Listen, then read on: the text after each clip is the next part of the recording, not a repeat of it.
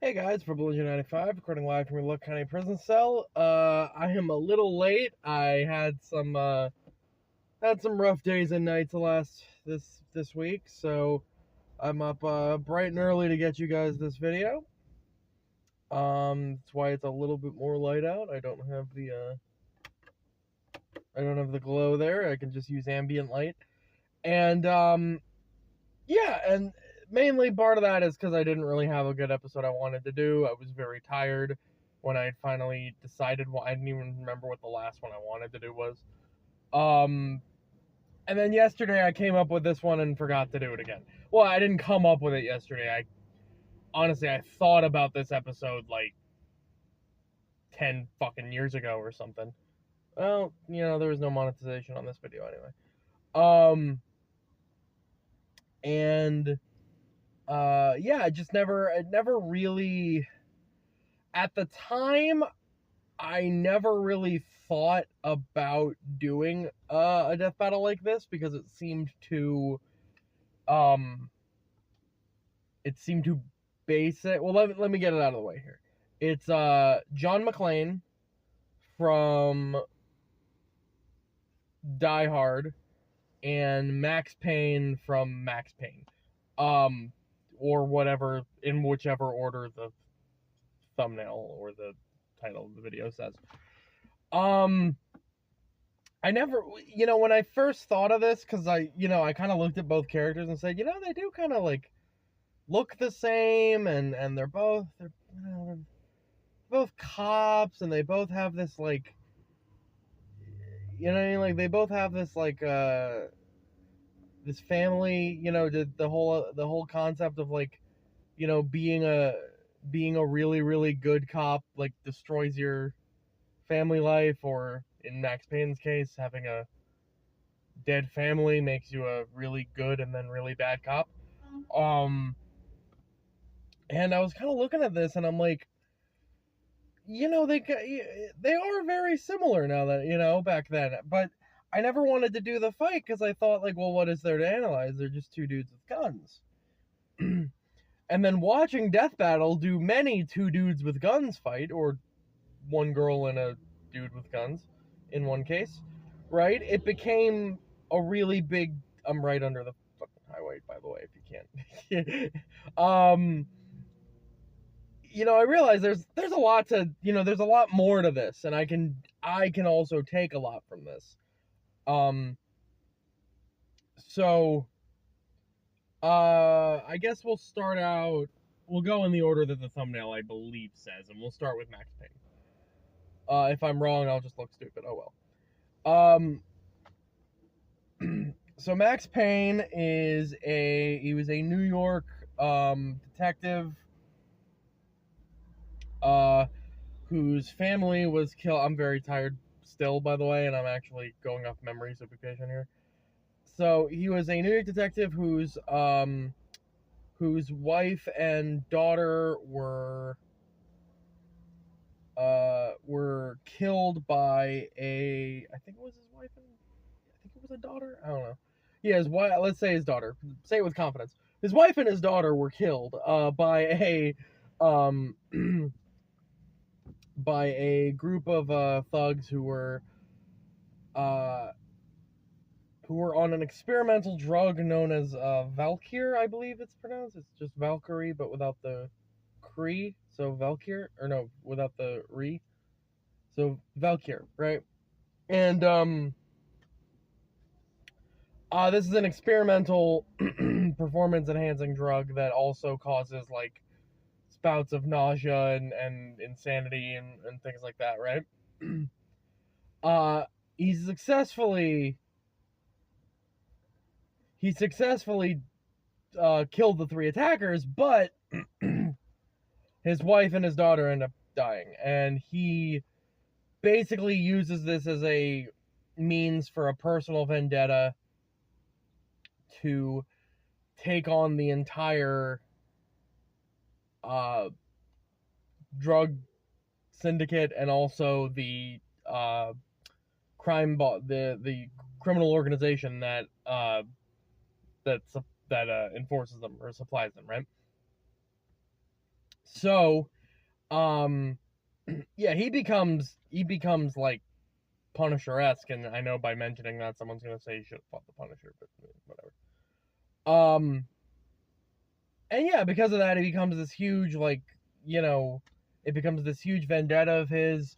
Eventually, he actually stops being a police officer. In some cases, he ends up joining criminal families, or at least working for them, working for well-respected families that end up having ties to criminal organizations. He's fought. I mean, he's fought organ traders. He's fought drug cartels. He's fought private militaries. He's been a security guard. The man has a lot of experience, and he has a lot of pretty incredible feats. One of which is surviving being shot in the fucking head. And I don't mean like, this is not a clarification. This is not a superhuman feat, right? Per se, right? He didn't like get shot in the head and tanked it. No, the bullet went into his brain. Which is possible. That can happen, right? But he just got back up. And like, I think in that level you have to like walk to a hospital or something. Like, he got up and walked to the hospital. So, which is the incredible part. Not, I mean, it's incredible like, it's amazing surviving a gunshot to the head, let alone being able to do that. So, I mean, that's more than a durability feat. It's more of a feat of luck and a feat of just willpower, similar to how he survived an overdose, an overdose that was injected to him forcefully, not like he took it, but not far off. He survived an overdose of Valkyr, and Valkyr is an experimental drug for a reason, because even in the recommended dosages, it gives you like hallucinations and insanity and dementia and all that. Like I said, that's like with the recommended dose. He was given an intentional lethal overdose with symptoms that, would certainly lead to somebody dying. But no, he ended up surviving it. So, yeah, the guy has an ironclad will to live, and a body that just, well, I was going to say a body that just won't quit, but that's a different, that kind of means something different. He has a, and his body is just, he's just tough as nails.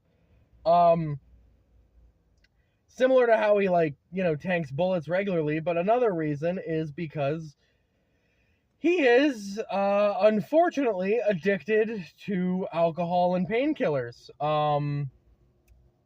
In game, they're used as an item to kind of like reduce the damage taken from bullets, or reduce the effects from having taken too much damage.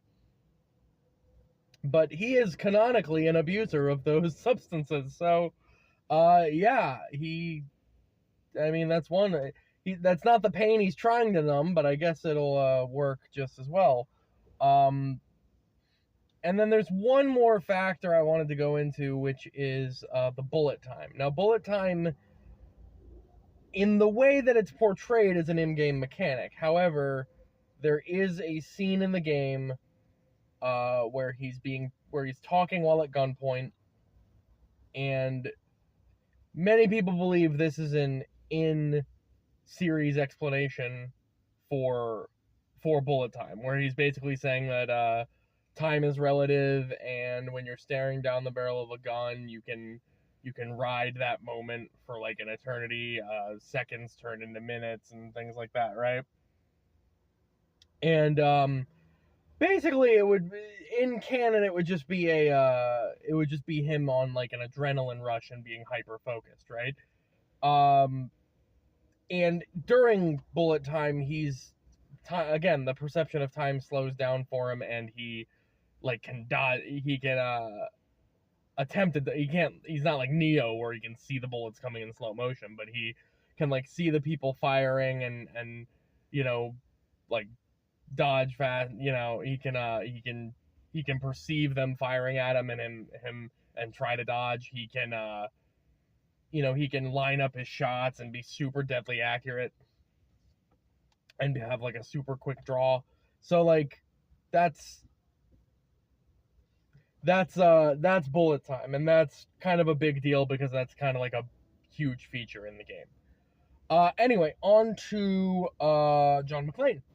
So John McClane, the protagonist of Die Hard, is a even in the first movie, I think he's a retired cop. Yeah, he's a retired New York City police officer, and he goes to visit. I think it's his girlfriend or his ex-girlfriend at the time. I've seen the first Die Hard several times. Actually, it's the rest of them that I'm not super familiar with, but I also haven't seen the original Die Hard in a while.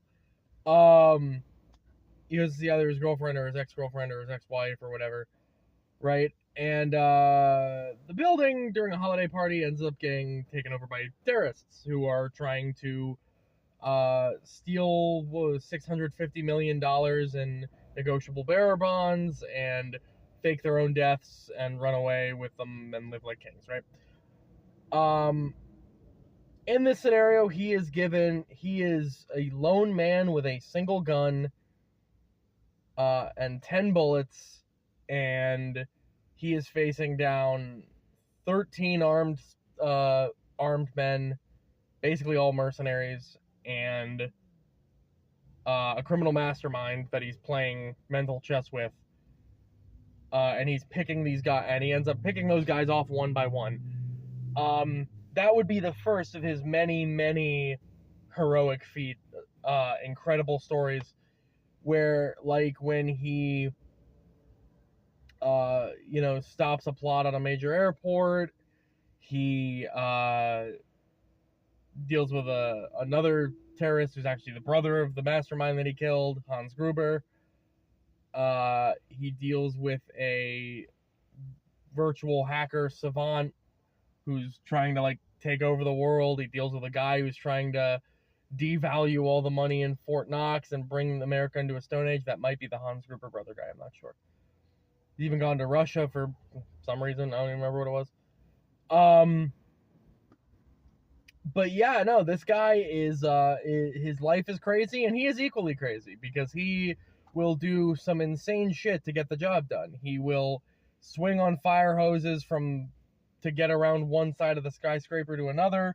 He will ram a car into a helicopter off of a ramp because he's out of bullets. He will shoot the fuselage of a departing 747 and then take a flare and light it so that it explodes midair.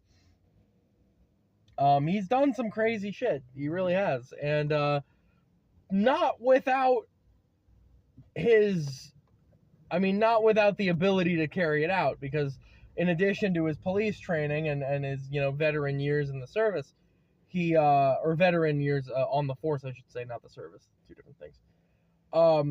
He, not only has his, gun training and his martial arts training, but he's also developed maybe not martial arts per se, but his ability to defend himself. He's also developed a really good knack for quick thinking, and he's very crafty. I don't want to say he's not stupid, but I wouldn't say he's smart per se. He's just very knowledgeable and very crafty, and he thinks of a lot of solutions and kind of Hail Mary gambits that end up paying off really well. Like crawling into air vents or running over broken glass, which is more of a situation that you have to deal with than a solution. But yeah. So we have seen him break a man's neck with his bare hands before in the middle of a fight. We've seen him in firefights with people with, automatic weapons. We've seen, again, he's gone against military personnel. He's gone against terrorists. He's gone against criminal organizations, what have you. He is, and All of this while being retired, by the way. He has been pulled out of retirement, I think, like 5 or 6 times officially. Yeah, the guy is, the guy's a real one. I don't know what to tell you, really. Anyway, getting into this fight. Why do I still have my seatbelt on if I'm not moving? Getting into this fight. This is, so obviously, like I pointed out, 2 guys with guns. It's bound to be close because, you know, 1 bullet could kill either of them.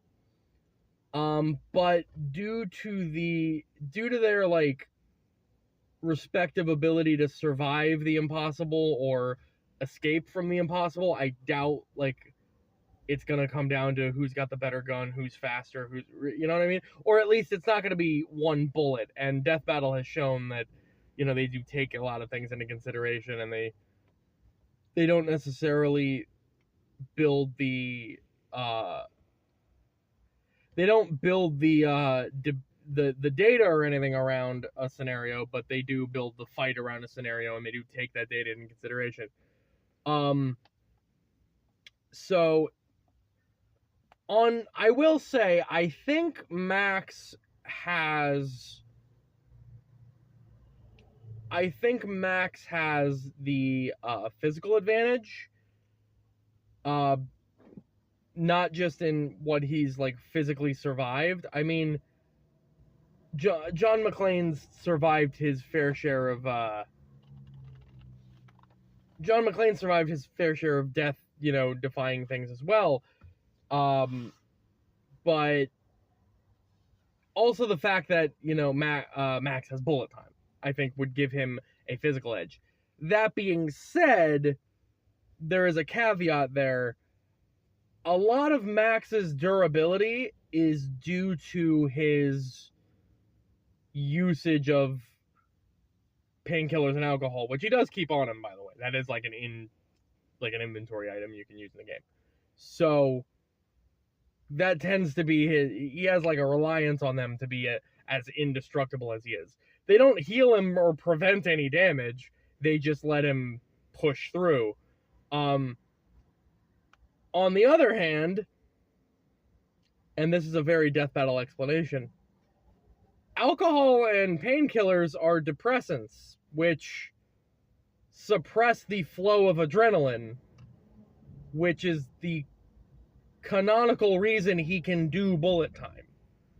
And in fact, you actually have an adrenaline meter when you use bullet time in the game, which further supports that. So, and in game, you can also only get adrenaline by getting hit. So it's kind of counterintuitive, because on one hand, like, oh, if his adrenaline is spiking, he can use this amazing, you know, he gains like this great perception, and he can be a better shot. But at the same time, he can't have that and his durability. He has to, or his, you know, resistance to pain. And considering he's, you know, addicted to both, he is an alcoholic and is addicted to painkillers, he's probably more likely to use the durability, you know, to use those than you know, just ride the adrenaline rush. And as for his indestructibility, I mean, John McClane has fallen from 100 feet onto a metal platform and got back up like nothing happened. He survived explosions. I think both of them technically have, except I think Max outran an explosion or avoided an explosion, whereas John McClane survived an explosion. So John is, and then acted like nothing happened. So John is arguably more durable than Max, because Max, while he survived the things he did, was incapacitated as a result. Whereas, like I said, John survived a fall that should have killed him 3-4 times over and just got back up. So, I mean, he is arguably more superhuman. But the factor, I think, more so in this fight is, and I hate to sound so cliche with it, it's probably John's craftiness. You know, he is going to be able to, like, in a scenario where, like, these two aren't just standing there shooting at each other, and you know, John is kind of a peekaboo fighter. He does like to hide and then come back up and surprise you. His ability to do that and do that well and like think of crazy solutions to fix problems is probably going to be a factor in this fight, especially when your opponent is a self-hating bitter drunk. So yeah, I mean, Max Payne's not gonna be putting up with that shit. We're gonna have John be on the intercom being like, hey, come on, asshole, I'm up here, you know, and then Max is gonna be like, oh, the fuck is this? You know, walk up the step, while Max is conditionally a better shot and a better, has the durability, John's also the only one between the two who we've seen kill someone unarmed. So, in that situation where, like, John is out of bullets, he can kill Max. He doesn't need the gun. It's not saying Max isn't capable, but we've never seen him do it. We've seen him, like, break people's legs. At least as far as I know, there might be, like, an in-game ability to kill somebody unarmed. I don't know.